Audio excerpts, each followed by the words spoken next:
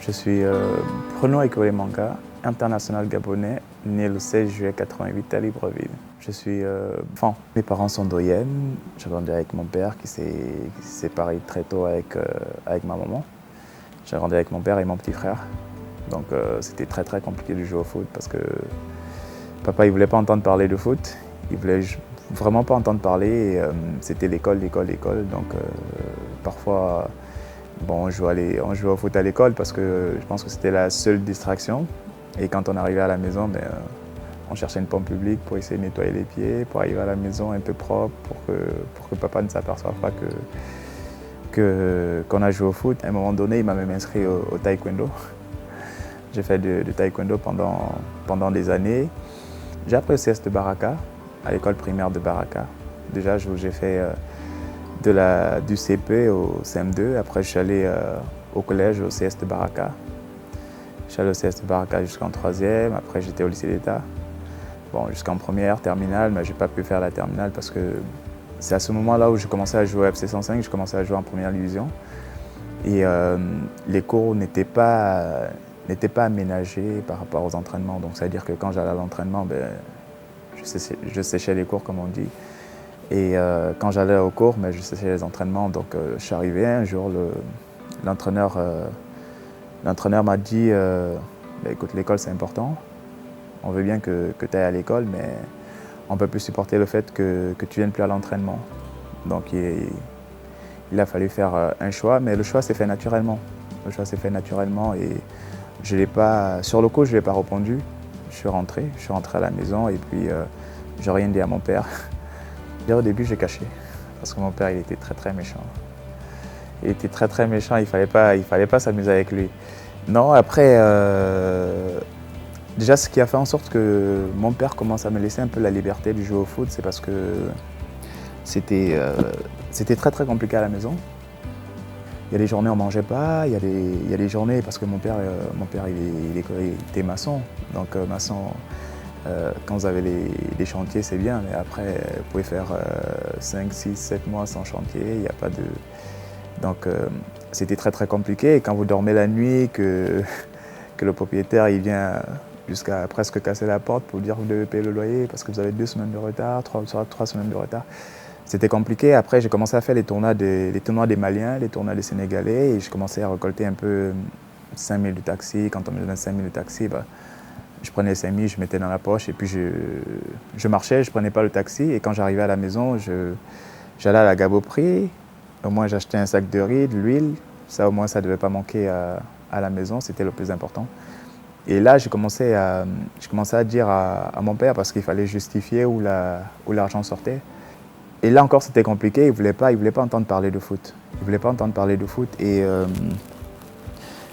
une fois, on avait un problème pour payer le loyer. Je suis allé voir, c'était un Burkinabé avec qui j'avais joué, qui m'appelait pour jouer un tournoi. Et je lui ai expliqué la situation. J'ai dit qu'on avait un problème à la maison, un problème de loyer. Et c'est comme ça qu'il m'a remis les sous. Je suis rentré à la maison et j'ai dit à mon père que voilà, je suis allé jouer, on m'a donné ça, j'ai expliqué. Et c'est à ce moment que j'ai commencé à avoir un peu la liberté de jouer au foot. De jouer au foot, je faisais des tournois de quartier. Et après, j'ai intégré le club et à ce moment, il commençait un peu à me laisser la liberté de faire du foot et c'est parti de là. Écoutez, j'étais au FC 105. J'étais au FC 105 et ma deuxième année au FC 105 en première division, je travaillais avec des agents gabonais et il y a le directeur sportif, à l'époque c'était Philippe Goubet qui est venu au Gabon et j'ai eu la chance d'être repéré et je suis parti à Bordeaux faire des essais qui ont duré une semaine et je suis revenu.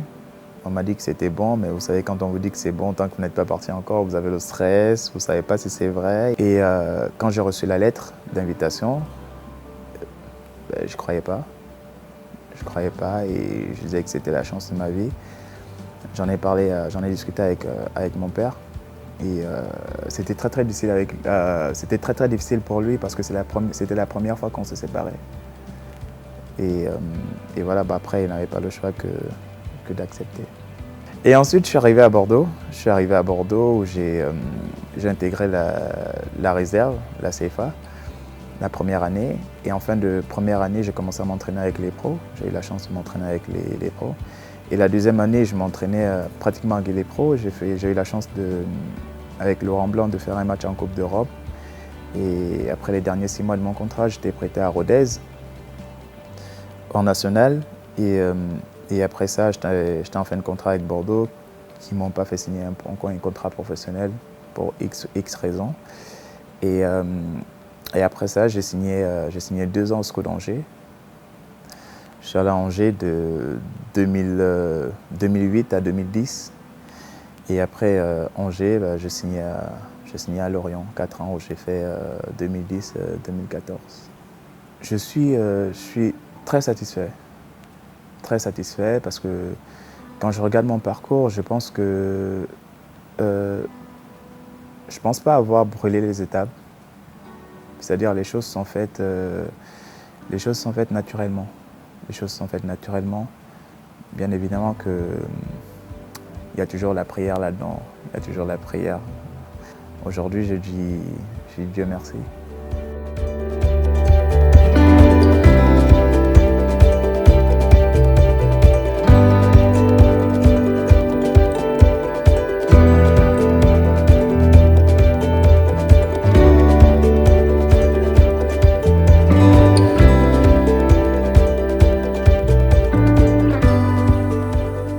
Mon premier combat aujourd'hui, c'est que les autorités, c'est vrai que c'est pas facile, essayent déjà de reprendre le championnat gabonais.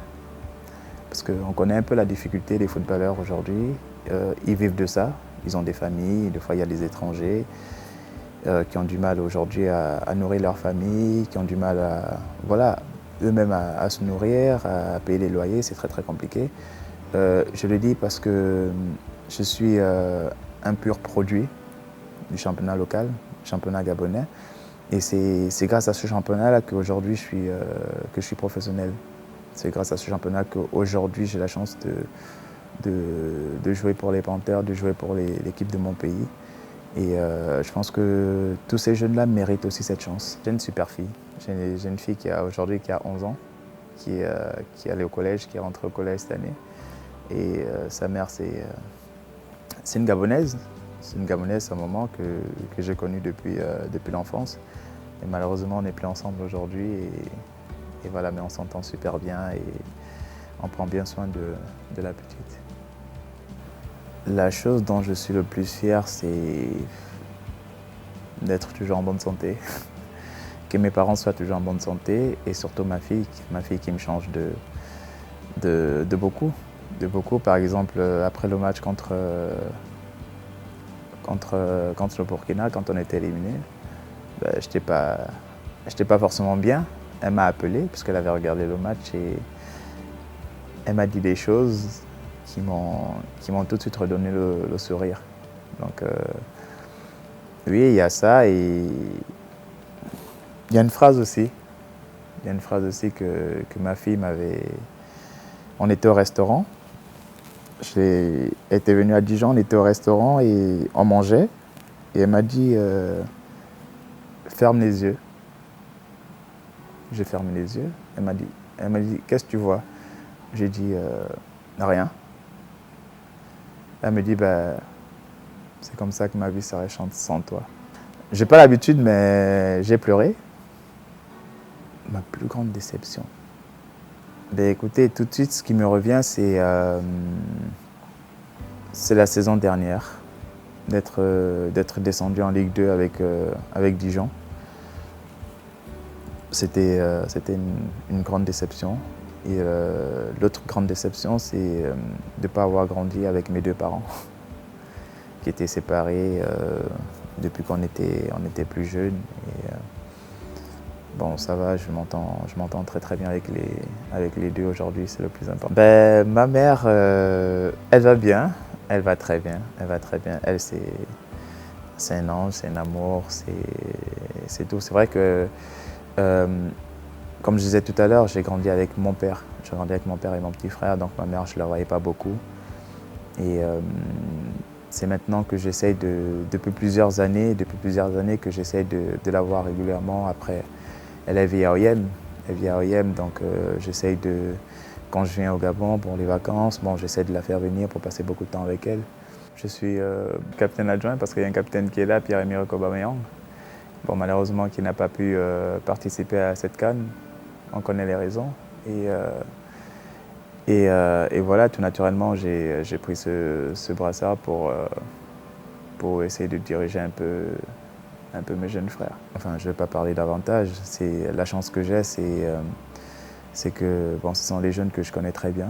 Ce sont les jeunes aussi qui m'écoutent beaucoup, qui me respectent beaucoup aussi. Et j'essaye de leur inculquer une certaine façon de voir les choses, de faire les choses. Et la chance aussi que j'ai, c'est qu'ils m'écoutent, ils sont à l'écoute. Et puis, ils me facilitent la tâche aussi. Ils me facilitent la tâche et ils savent que tout ce que je peux faire, tout ce que je ferai ou tout ce que je pourrais dire, c'est toujours pour leur bien. C'est toujours pour leur bien, c'est toujours pour le bien de l'équipe. Donc voilà, ça n'a pas été si difficile que ça. Il n'y a pas grand-chose à dire au peuple gabonais, hein, si ce n'est que merci, mais un gros merci en majuscule, parce qu'ils ont été incroyables. Le peuple gabonais a été incroyable. Ils ont été incroyables et franchement, honnêtement, on ne s'y attendait pas. Déjà avec tout ce qui s'est dit avant la compétition, on ne savait pas que, comme on dit chez nous, qu'ils allaient remettre les organes. Qu'ils allaient remettre les organes, mais c'était tout simplement magnifique et on était assez surpris quand même quand on a joué le premier match, de voir les supporters au stade, de les entendre pendant le match. Alors qu'il y avait combien de spectateurs, je ne sais pas, mais on les a entendus. Moi, je les entendais. Et franchement, c'était magnifique, c'était incroyable, on avait des frissons. Et en plus de ça, ce qu'on a vu à l'aéroport quand on est arrivé, c'était... Il n'y a pas des mots pour décrire ça. Je me permets au nom des joueurs exactement. Bon, c'est vraiment merci. Merci à eux et... Merci à eux, merci à tout le peuple gabonais, à tous les supporters, même ceux qui ne sont pas gabonais, on sait qu'ils nous ont supportés. Et merci de nous avoir donné la force. On continuera toujours à se battre pour faire mieux, pour essayer de garder cette fierté gabonaise, cette fierté d'être gabonais. Et on se battra toujours pour que le pays avance, comme on dit, Gabon d'abord.